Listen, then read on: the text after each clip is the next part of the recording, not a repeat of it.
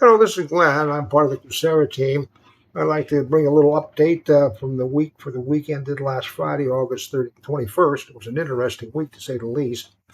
The Federal Reserve and the Treasury decided to buy 30-year bonds back out of the market in a hope to calm the bond market.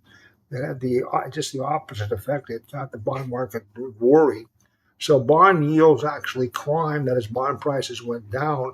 As that happened, the dollar weakened and the prices of Bitcoin and gold shot higher. Um, a weakening currency coupled with rising bond yields is often seen as a sign that investor confidence has been dented, and it was dented last week. This is the weekly S&P 500 went down. The Dow Jones Industrial Average went down. The NASDAQ composite was down for the week. Gold futures, on the other hand, the gold prices went up, and Bitcoin absolutely soared. Some people use Bitcoin as a digital gold item. We'll see how that lasts. This is the Quacera momentum chart for the bond market. The short-term bond, 1 to 3 year bond, you can see is below the baseline, so it's a negative momentum. The negative momentum on the short term has been it's not much because it's short term, but it is negative momentum. So rates have been going higher a little bit. On the 3 to 7 year Treasury, again, negative momentum has been increasing a little bit here. Rates, prices going down, rates going up.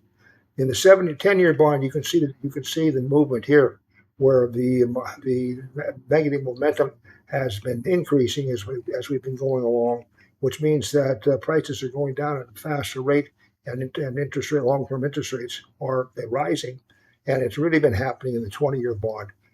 This is the momentum line for the last 30 days. Meanwhile, over here, gold had been negative momentum, but the negative momentum had been waning, and it actually went into positive momentum last week.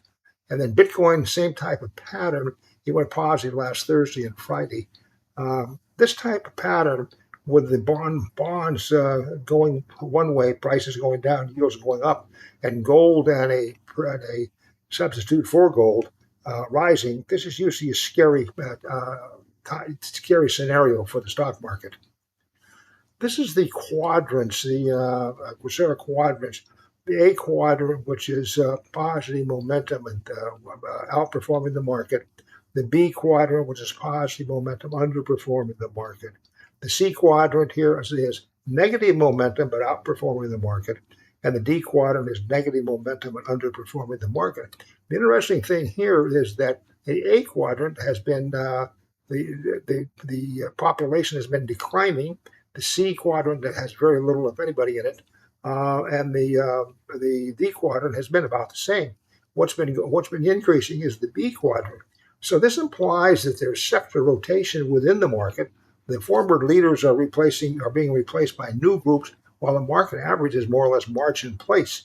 The momentum ratio has been about 65-35, positive to negative. There is movement within the market, but the market is not moving much. But you can see here what's happened just in August here. Started with 47% in A and 15% in B and 4% in C. We end up here with 42% in A, 22% in B, only 2% in C, and about the same number in D. This is the weather report, and the bull is nervous. Bull is nervous. Bull is eyeing the bear that's roaming around the bond market, hoping that he doesn't get out and come over to the stock market. That's a hope. These are the top performers for the Quacera universe. You can see the top and bottom performance. You can see this if you'd like to look at it in more detail on the Quacera website in the daily news. We are, like I said, we're maintaining about a 65-35% positive to negative momentum, and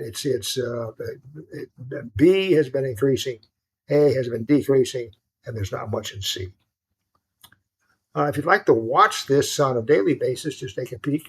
You can go to the Quacera universe, click that, and then click a few seconds in Quacera. You don't even have to go into the website, and you can take a look at a 30-second video of the Quacera universe. It shows you the 30-day movements within the quadrants, And then we have 144 different industry or sector reports, and we have pick one sector each day and give you a 30-day report on what's going on in that particular sector. If you'd like to get a trial subscription, just go up to Quacera Lab, log in, put your email address in. You don't have to put any credit card information or anything like that. There's no charge. You can look at the website for 30 days. If after that period of time you decide to subscribe, we'd be very happy about that. It's $8 a month. If you decide otherwise, you can either cancel this or trial subscription, or you can leave it run, and you will have access to the site, but you will not have access to the full site. If you have any questions or comments, please contact us, and thank you for your interest.